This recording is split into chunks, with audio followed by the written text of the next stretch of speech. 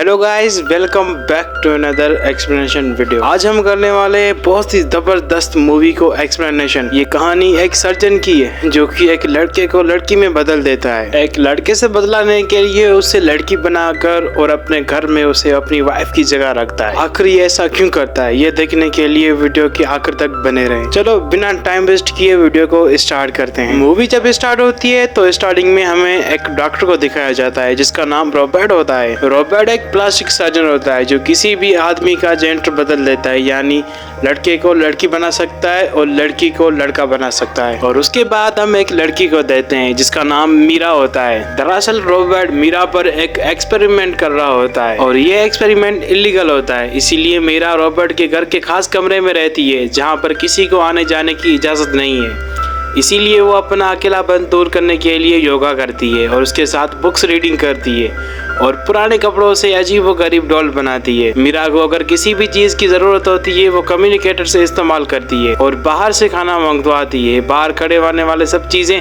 उस लिफ्ट के अंदर बेच देते हैं जो कि मीरा के पास आती हैं, जिससे वो किसी भी इंसान के कांटेक्ट में नहीं आती। और यहाँ पर सीन चेंज हो जाता है। यहाँ पर हम देखते हैं कि रोबोट अपने घर आ चुका था और वो मीरा को कैमरा से देख रहा होता है। दरअसल मीरा जिस रूम में रहती है वहाँ पर एक कैमरा लगा होता है जिसके जरिए वो मीरा पर नजर रखता है। एक दिन मीरा उस कैमरा को देख लेती है और उसके बाद मीरा अपने आप को जख्मी कर देती है, अपने आप को मारने की कोशिश करती है, जिससे रॉबर्ट घबरा जाता है और वो अपने प्राइवेट रूम में उसे ले जाता है। रॉबर्ट उससे कहता है तुमने ये क्यों किया? वो उसे कहती है मैं जिंदा नहीं रहना चाहती, लेकिन रॉबर्ट उसकी बात पर ध्यान नहीं देता। वो सोचता है अगर मीरा को अपने आप को मारना होता तो वो बड़ी आसानी से अपने आप को मार सकती है।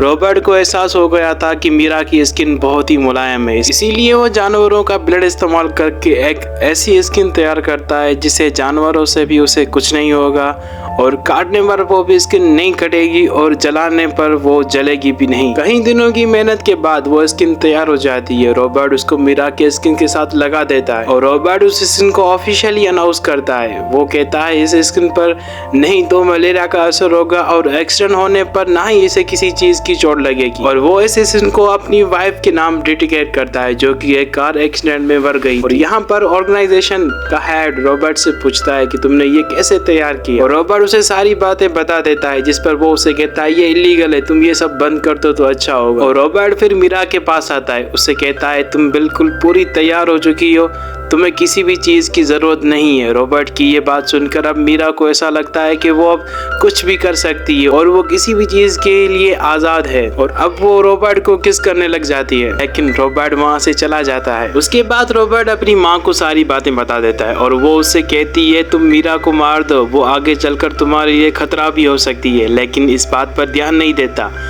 और उससे कहता है कि हमें इतनी नौकरों की जरूरत नहीं है, इसीलिए हमें नौकरों को निकाल देना चाहिए। और दूसरे दिन वो घर से सारे नौकरों को निकाल देते हैं, जिसके बाद दरवाजे पर दस्तक होती है जहाँ पर रॉबर्ट की माँ उसे एक आदमी को देखती है जिसने शेर का लिबास पहना होता है और ये जैकब था। ये रॉबर्ट का सौतेला भाई होता है जो कि कुछ साल पहले घर छोड़ के चला गया था, लेकिन यहाँ पर उसकी माँ उसे पहचान नहीं पाती, इसीलिए वो अपनी पैंट उतार कर अपना बर्थ मार्क दिखाता है और उसकी माँ उसे पहचान लेती है और वो उसको घर में आने के लिए मना करती है क्योंकि रॉबर्ट की इजाजत के बिना किसी का भी आने जाने का इंतजाम नहीं है। लेकिन वो जबरदस्ती घर के अंदर चला जाता है, जिसके बाद उसकी माँ उसको खाना खिलाने लग जाती है और उससे कहती है कि खाना खाकर यहाँ से चले जाओ, लेकिन वो उसकी बात पर कुछ भी रिस्पॉन्स नहीं करता। और टीवी पर दिखाया जाता है कि ज्वेलरी शॉप में कहीं चोरी हुई है और ये चोरी जैकब नहीं की होती है, तो उसकी माँ समझ जाती है कि ये पुलिस से बचने के लिए हमारे घर आया है। और वो उससे कहता है कि मुझे रॉबर्ट से अपना फेस चेंज करवाना है ताकि पुलिस वाले मुझे पहचान ना सके, लेकिन उसकी माँ उसे ऐसा करने के लिए मना कर देती है और उसे वहाँ से जाने के लिए कहती है, लेकिन वो अपनी माँ की बात पर ध्यान नहीं देता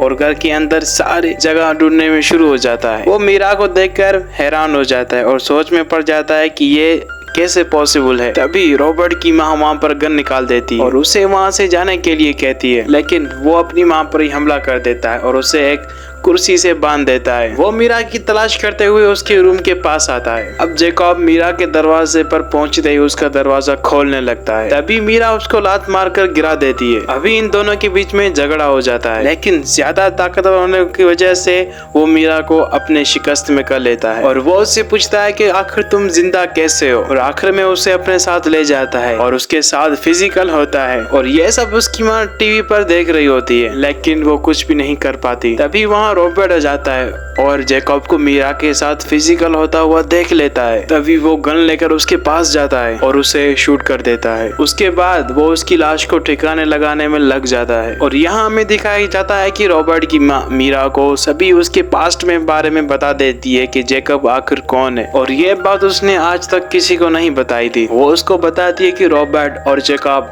दोनों सौतेले भाई हैं। जैकब के पिता को जब ये बात पता चली कि मेरे पेट में मेरे बॉस का बच्चा है यानी रॉबर्ट है, तो वो मुझे छोड़ के चला गया। और जब मैंने रॉबर्ट को जन्म दिया तो रॉबर्ट के पिता ने उसे अपनी वाइफ को सौंप दिया, क्योंकि उसकी वाइफ बच्चे नहीं पैदा कर सकती। तो रॉबर्ट अपने पिता की संतान है, लेकिन उसे मैंने ही पाला है। उसके बाद मीरा उसे पूछती है कि जैकब मुझे ये क्यों कह रहा था कि तुम अभी तक जिंदा क्यों हो और तुम तो मर चुकी हो। तो वो उसे बताती है कि तुम्हारा चेहरा रॉबर्ट की वाइफ जैसा है। रॉबर्ट अपनी वाइफ से बहुत ज्यादा प्यार करता था, लेकिन गैल उसे धोखा दे रही थी। वो जैकब के प्यार में पड़ गई थी और एक दिन ये दोनों घर छोड़ के भाग रहे थे, तो अचानक उनका एक्सीडेंट हो जाता है जिसमें गैल पूरी तरह से जल जाती है और गैल का पूरा चेहरा जल जाता है। रॉबर्ट उसे लेकर अपने घर आता है और घर के सारे शीशे हटा देता है ताकि गैल अपना चेहरा ना देख सके। तभी वहाँ रॉबर्ट की बेटी बाहर गाना गाती है, जो सुन के वो उठने लगती है और शीशे में अपना जैसे ही चेहरा देखती है तो डर जाती है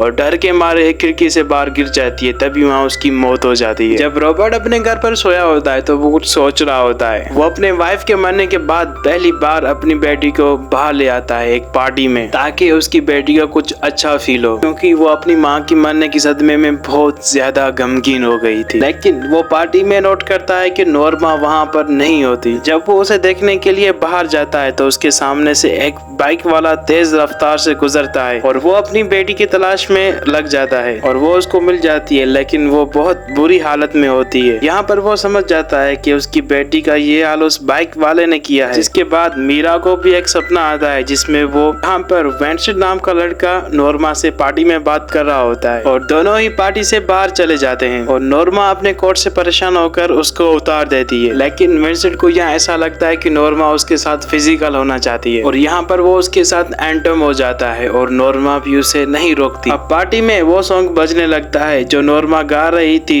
जिस समय उसकी माँ आत्महत्या कर रही थी। वो सुनकर नॉर्मा घबरा जाती है और चिल्लाने लगती है और ये सब कुछ देखकर वेंसेंट डर जाता है और फिर पास में रखे हुए पत्थर से उस पर हमला कर देता है, जिससे वो बेहोश हो जाती है और इसके बाद वो अपनी बाइक लेकर यहाँ से जाने लगता है।